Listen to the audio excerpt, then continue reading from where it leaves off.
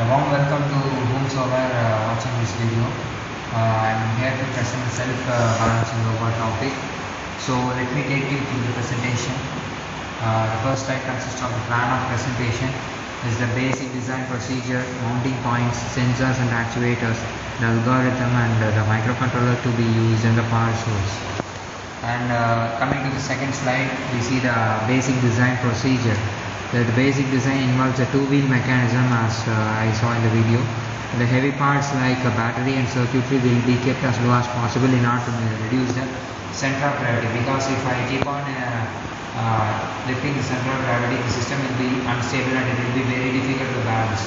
So in order to make the system more stable, I am trying to keep up the center of gravity as low as possible. Symmetry in shape should be followed for ease of balancing, and for analytical purpose for calculation of the stability and acceleration required to attain the stability, we need to concentrate on the symmetry of the geometry. So it will be easy to analyze the stability calculations. So the next slide consists of the parts. This is the basic design: wheels and the accelerometer position, battery mounting and the gyro sensor. The gyro sensor, you can see the various part list in this slide.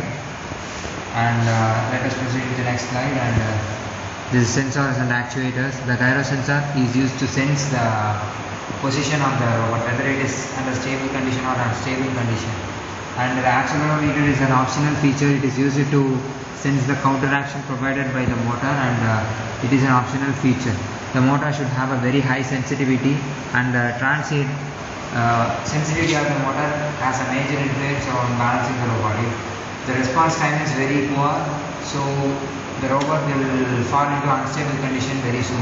So if the response time is almost instant, the robot will pick up its stability very soon.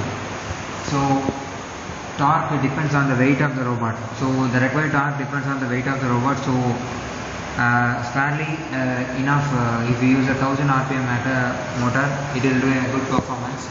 So let us surpass to the next slide, and we deal about the mounting points. Battery should be mounted in between the two wheels, and the microcontroller and the support circuitry should be placed just above the battery. And this is important because if we keep it aside in the side of the battery, if we keep it aside the battery will be having more weight and it will be having less weight, so that if it's side or front, we will be having an uneven weight distribution, will lead to some stability problems. So the sensor will be mounted at the top. The top part experiences the maximum displacement as well as acceleration. So the gyro sensor will be more sensitive at the peak point, and it will be apt for taking necessary actions. So let us go to the next slide. The algorithm. First step is reading the gyrometer, calculation of the acceleration required. Initial condition, gyro. The gyro reading is 0. Let us assume that the gyro reading is 0 in the steady state, so no action required. If gyro state is greater than 0, falling forward, and port M1A and M2A and should be set to logic 1, and the port B should be set to logic 0, and the motor is propelled forward.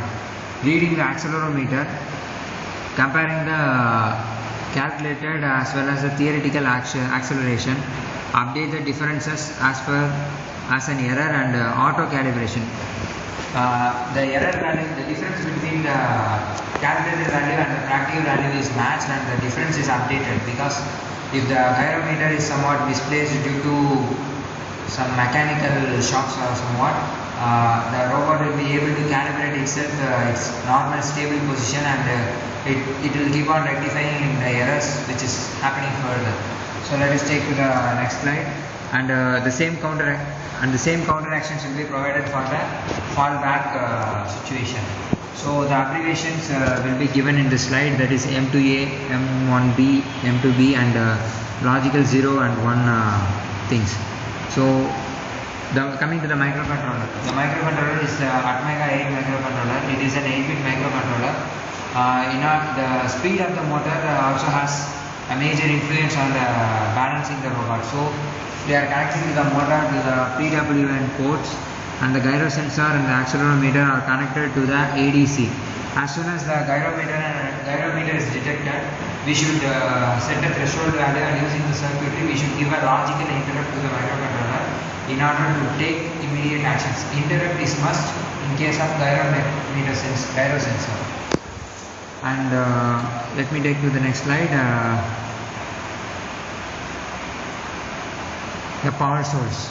For a locomotive, power source should be very weightless, and it should be very compact, so that we can design achieve a compact design and a weightless design, and also an efficient design. The battery recommended is lithium if possible. Mostly lithium batteries won't be available at that much higher capacity. The main advantage of lithium batteries, they are known for their higher energy storage density and so on. Considering the motor controller, a standard 9-volt battery is fair enough for carrying out the entire operation for required time. Thank you for giving me an opportunity to present for higher features. Thank you.